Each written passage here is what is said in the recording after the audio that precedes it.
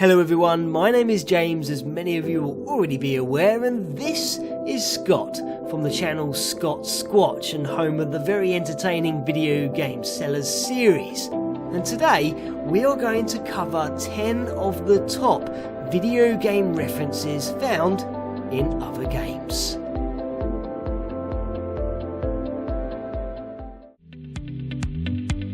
In Duke Nukem Forever, there is an achievement that is known as the Bucket Head and can be collected and rewarded to the player by discovering 3 separate references to video games and their main characters or enemies.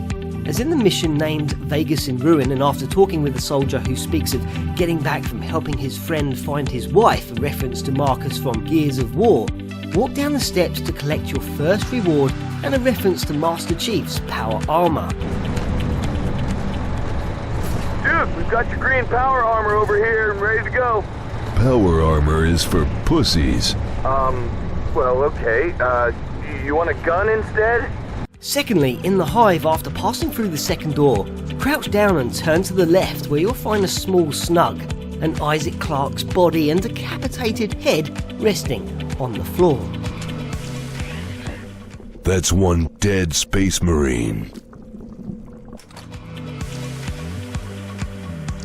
Then finally, at blowing the dam, after setting up the first bomb, you can discover a small chamber and an air pocket that is home to the head of a very much dead psycho from Borderlands. Well, at least he got an ending.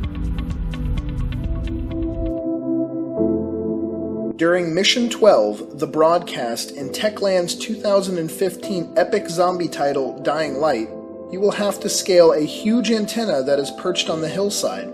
After completing this particular mission, you will need to head back to the antenna, which will now become accessible by using the sewer system, or by using the door located in the northeast corner of the slums, found at the safe zone.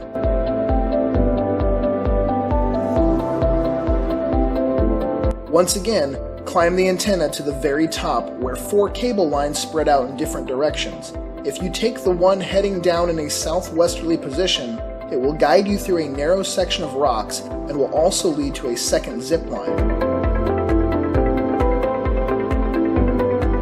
As you hop on and reach the end, clamber up onto the rocks and carefully maneuver around to the right and look down, where you will find a flower resting. By picking it up, you will then be transported to a secret area where you can now sit back and watch a gathering of plants battling it out against Buckethead and Conehead zombies, just like in Plants vs. Zombies.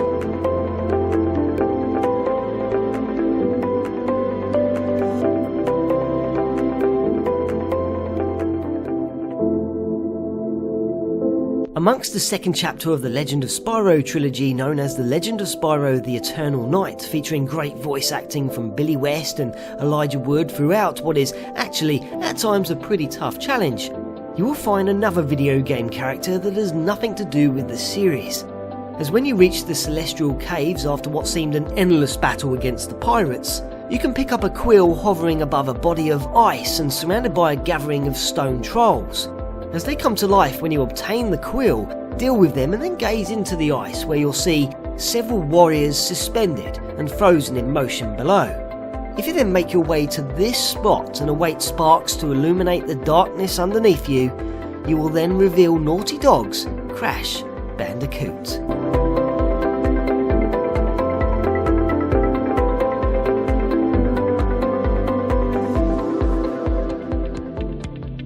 When you reach the farmer's market and 6th stage in Bioshock, turn left as you enter, passing the cheese stall on your right, and continue onwards heading up the steps and into the tunnel that leads into Whirly's Winery.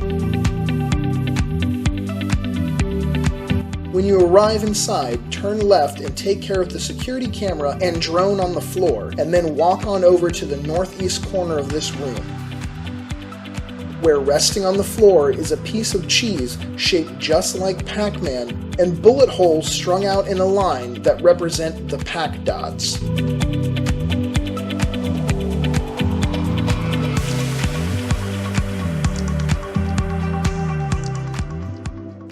In the Stanley parable, there are multiple paths that will lead you on to numerous and mostly amusing endings. Probably one of the best requires Stanley to head to the cargo bay and hop off the elevator in a daring jump down onto the catwalk below. From here, follow the corridor and staircases onward, which will bring you to a room and home of a red and blue door. The narrator will continuously ask you to enter the red doors, but ignore him every time by entering the blue ones. At one point, you can even backtrack through the blue door you just entered behind you, and this will eventually lead you to an area that the narrator describes as, "You see? There's nothing here. I haven't even finished building this section of the map, because you were never supposed to be here in the first place." The game will then transport you to another room with a third option, leading to one final destination where you can fill out a ratings poll, and then you can play a game featuring a baby which must be stopped from entering the fire. But this is the Stanley parable, so let the baby enter the fire, and the narrator will be so fed up with you, he will now take you to two separate video game references, including Minecraft and Portal.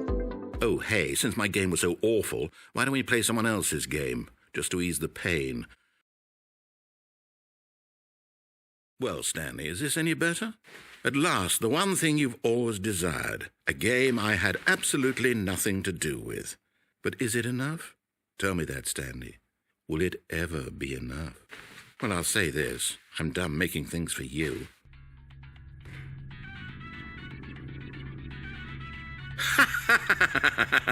Yes! I don't even know what this game is, but I love it.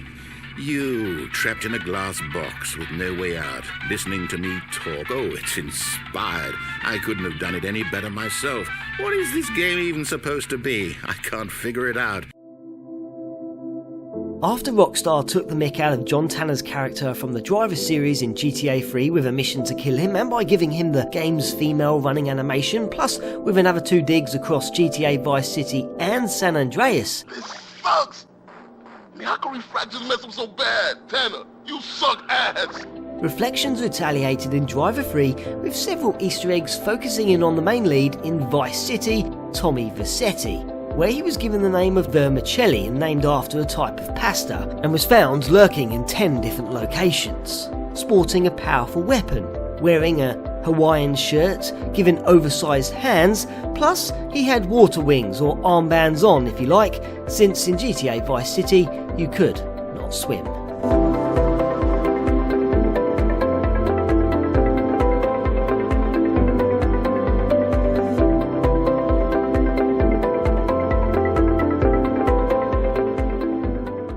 Now for a second stab at Dying Light. When you are playing the mission Higher Education, you'll be able to take the side quest Rupert the Gunsmith.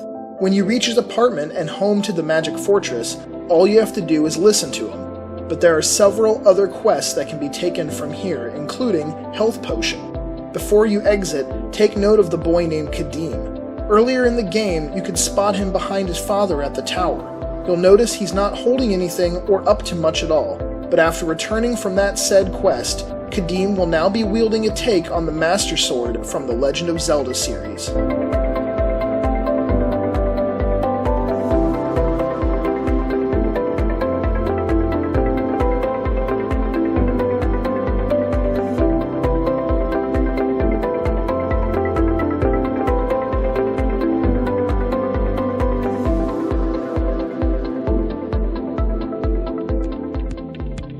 To finish up, let's head back to 1994 when Stunt Race FX hit the Super Nintendo. So work your way through the novice class to the Night Owl track, where you'll find large Starwing or Star Fox billboards. By piling your vehicle into the walls directly below them, where they are found on the first 3 corners of the track, you'll activate an Easter egg where an R-Wing will give you a flyby of honour, plus drop a power-up in front of you just before heading into the tunnel. Alternatively, battle to the Sky Ramp course in the Masterclass, where 4 more R-Wings will form across the track at numerous positions, saluting yourself in an air show type display.